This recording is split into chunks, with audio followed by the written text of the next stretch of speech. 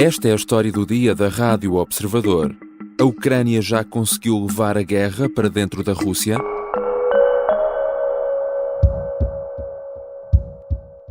Russia says Ukraine targeted Moscow with more drone attacks today. The Russian Defense Ministry says 3 drones were intercepted. A business and shopping center, though, they say were hit. Os ataques não são recentes, mas intensificaram-se nas últimas semanas. As explosões que ouvimos em Moscovo são provocadas por drones. O Kremlin diz que se tratam de ataques terroristas. A Ucrânia tem sido cuidadosa e não reivindica responsabilidade direta, mas avisa que os russos devem estar preparados para que a guerra se desloque cada vez mais para dentro das suas fronteiras. Moscovo fica a cerca de 450 quilómetros da fronteira com a Ucrânia, mas não está a ser o único alvo. Drones marítimos atacaram também um porto russo no Mar Negro, danificando um navio de guerra. Que objetivos têm estes ataques e como são conduzidos? E será que podem vir a significar uma escalada no conflito? São questões para a conversa com o Major-General Arnaud Moreira, especialista em geopolítica. Eu sou o João Santos Duarte e esta é a história do dia.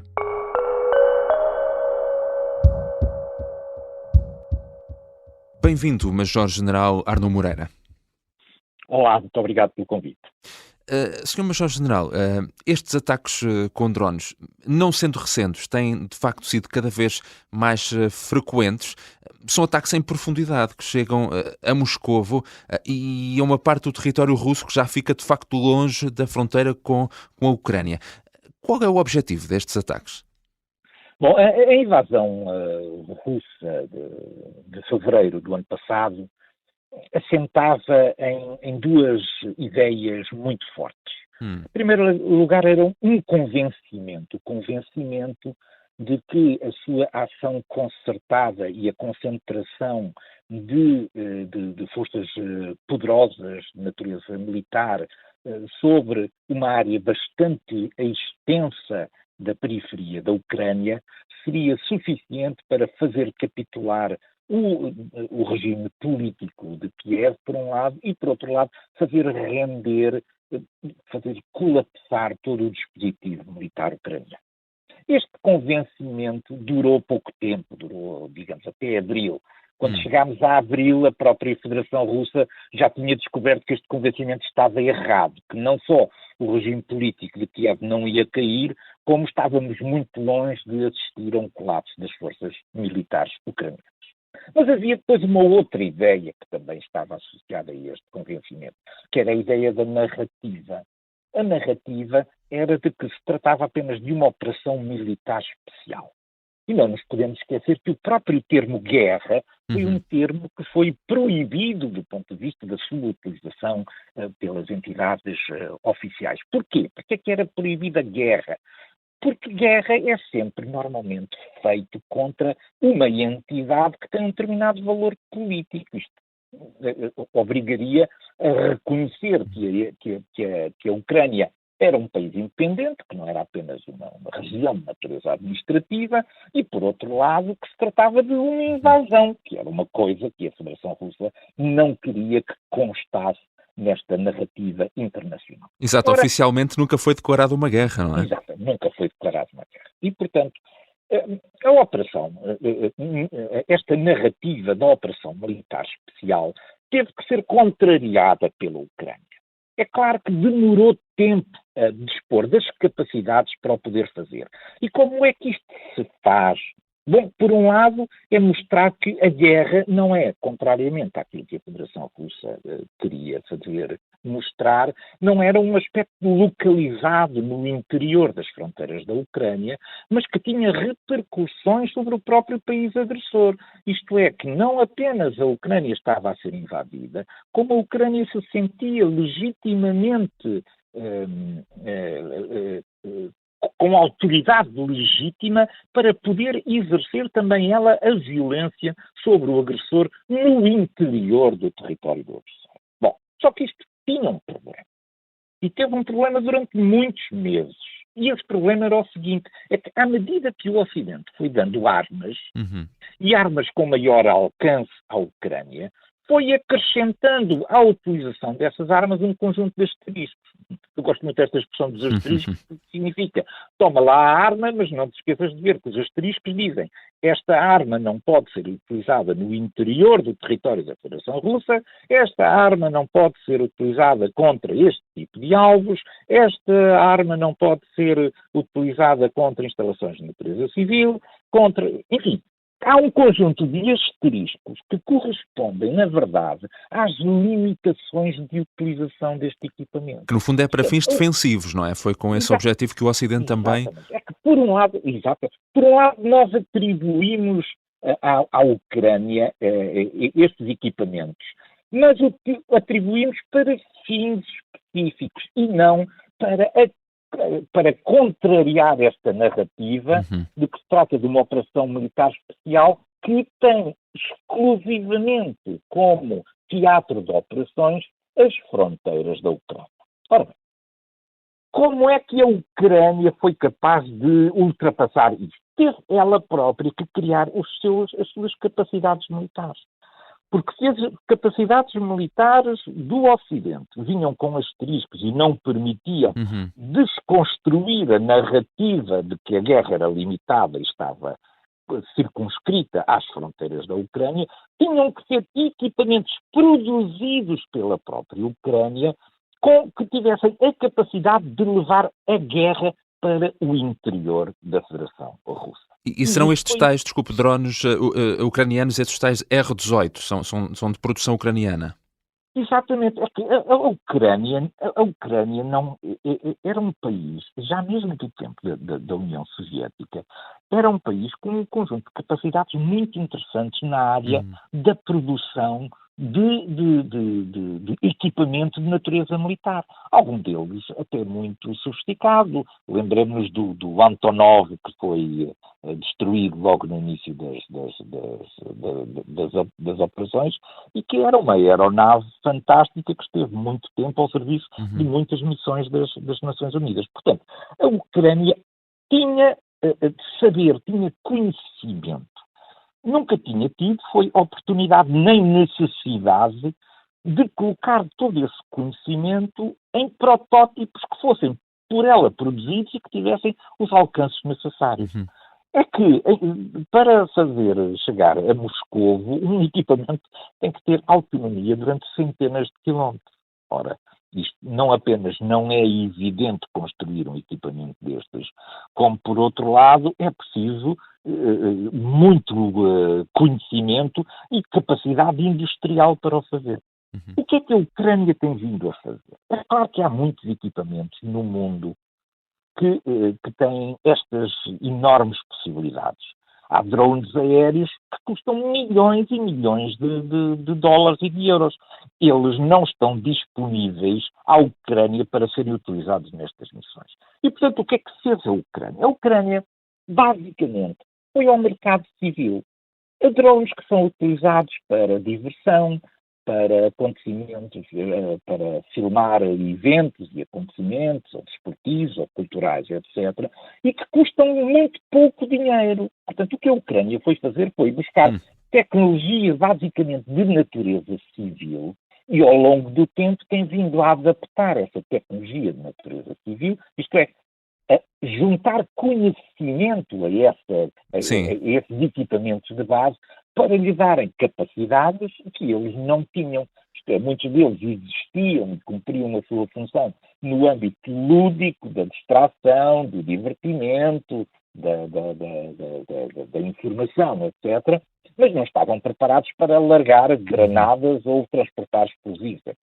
Portanto, isso permitiu-lhe, Sr. Major-General, isso permitiu-lhe contornar aqueles asteriscos que referi há pouco e não utilizar material do Ocidente em ataques diretos à Rússia, o que poderia ser perigoso, não é? Também. O que corria um risco, isto é, ignorar os asteriscos tinha um risco muito grande. E o risco é que o Ocidente interrompesse o fornecimento deste material por falta de confiança na sua utilização. E, portanto, este era um risco que a Ucrânia reconheceu como sendo um risco de natureza muito, muito séria e que, portanto, era um risco que não estava disponível a correr. É por isso que ela demorou muito tempo, porque foi ela própria que teve que desenvolver as suas capacidades com base em material de natureza civil que não tinha associados asteriscos, porque não estava destinado, era material que não estava destinado a ser utilizado no âmbito da guerra. Já voltamos à conversa com o Major-General Arnaud Moreira, especialista em geopolítica. Na segunda parte vamos falar também dos ataques à frota russa no Mar Negro.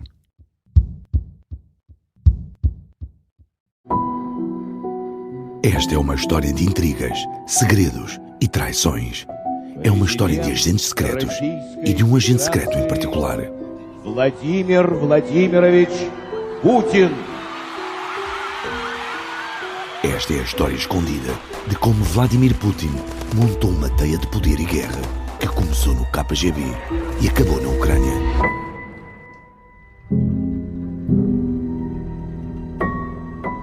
Um espião no Kremlin é uma série para ouvir em 6 episódios que faz parte dos Podcast Plus do Observador. Já pode ouvir todos os episódios no site do Observador, nas plataformas de podcast ou no YouTube. Os Podcast Plus do Observador têm o apoio da Onda Automóveis. Estamos de regresso à conversa com o Major-General Arnaud Moreira. Temos falado de drones, temos falado de ataques aéreos, mas o que é certo é que não é só isto que se está a passar. Há também registro de ataques com drones aquáticos na frota do Mar Negro. E isto é uma questão que também está a atingir a Rússia num ponto sensível, certo? Sim, é muito sensível. Toda a ofensiva da Federação Russa, desenvolvida a partir de Sul, a partir da Crimeia, logo no início da invasão, destinava-se a tornar a Ucrânia, ou o que restasse eventualmente a Ucrânia, numa espécie de Estado encravado, isto é, sem acesso ao Mar Negro. E isso implicava a conquista quer da parte da Ucrânia que se ligava ao Mar de Azov, quer também a grande parte da Ucrânia que se liga ao Mar Negro. Isso implicava, naturalmente, a conquista de toda aquela faixa que não foi conseguida, que a partir de Kherson iria ligar a Mykolaiv e a partir de Mykolaiv permitiria atingir Odessa. Ao atingir Odessa, de alguma maneira, cumpria-se aquele grande objetivo geoestratégico da Federação Russa, que era dominar o Mar Negro, ser a potência do Mar Negro. Ora, como isso não foi conseguido, isto é, como ela não conseguiu passar de Mykolaiv, a Ucrânia manteve uma ligação ao Mar Negro. E essa ligação, foi essa ligação que, aliás, permitiu que fossem escoados todos os cereais enquanto durou o acordo dos cereais, mas permitiu também à Ucrânia manter um núcleo da sua marinha ativo, porque, na verdade, ela tinha acesso ao Mar Negro. Bom, em face da desproporção das forças entre aquilo que era a frota do Mar Negro, da marinha russa, e aquilo que eram os poucos navios que faziam parte daquilo que era o que tinha sobrado da marinha ucraniana, era evidente que não podia haver aqui um confronto de natureza naval clássico entre estas duas forças. E, portanto, a Ucrânia teve que encontrar uma outra solução para impedir que o seu acesso ao Mar Negro ficasse completamente limitado. A Federação Russa alimentou até há muito pouco tempo, e estou a falar à questão de meses, esta ideia de que era a dona do Mar Negro. Isto é, ela é que dizia quem podia circular no Mar Negro, investigava os navios que entravam e que saíam, ela constituía os bloqueios navais que entendesse, ela fazia o conjunto de patrulhas de natureza aeronaval que impedissem os drones da NATO, por exemplo, de se aproximarem das costas da Crimeia. Ela é que definia o tamanho dos corredores, ela é que definia quem é que podia passar nos corredores, etc. A Federação Russa, a certa altura, também teve aqui uma espécie de uma grande soberba, esta ideia de que ela era a potência do mar Negro. Ora, de alguns meses para cá, esta situação tem vindo a alterar-se, e a alterar-se de forma dramática para a Federação Russa. Porque, à medida que a Ucrânia foi dominando a técnica dos drones de superfície, isto é, drones que têm um perfil muito baixo, estão alguns centímetros apenas, o topo do drone vai poucos centímetros acima do nível da água. A partir do momento em que começou a dominar esta tecnologia, a Marinha Russa encontrou-se com um novo problema. E esse problema é o seguinte. Esta questão dos drones de superfície é uma questão nova. É uma ameaça nova para as marinhas. As marinhas, não é só a Marinha Russa, as marinhas de todo o mundo vão ter que se confrontar com um novo tipo de ameaça que não estava previsto.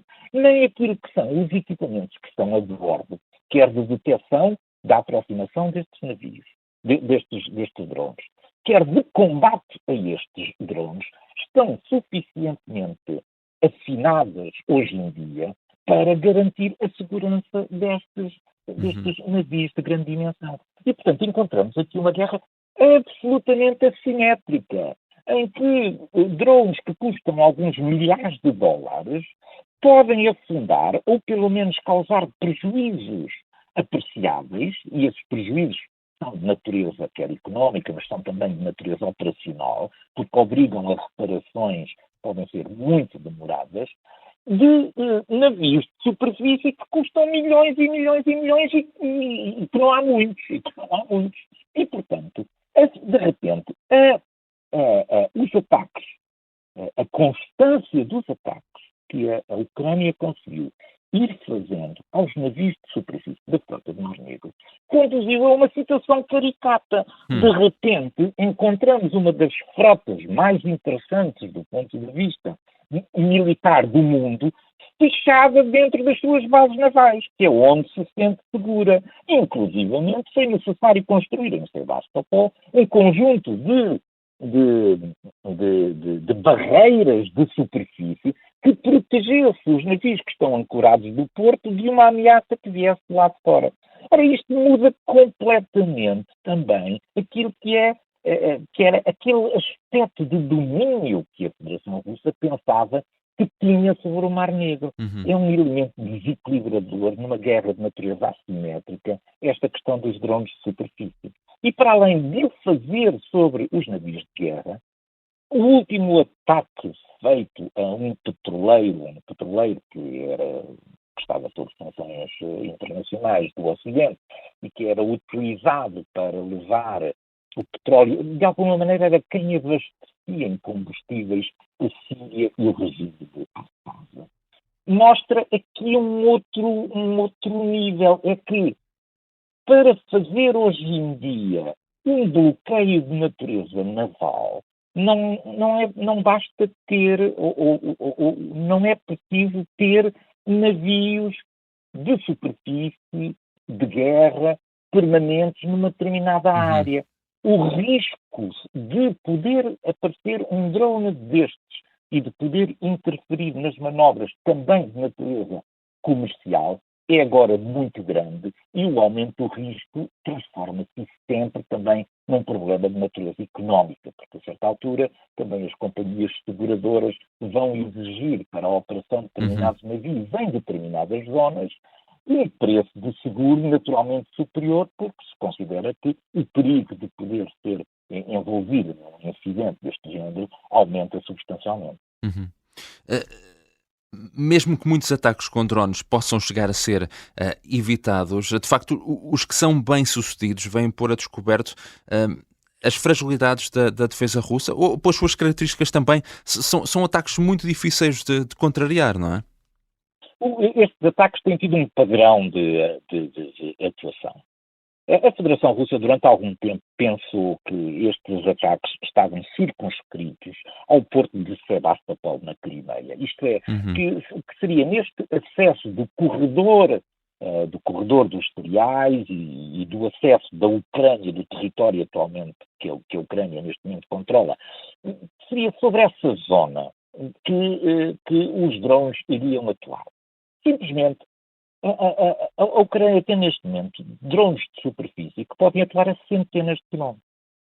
E, nesse caso, passaram o risco não apenas desta zona ao ocidente da Crimeia, mas também para a ponte de Kerch e para o mar de Azov.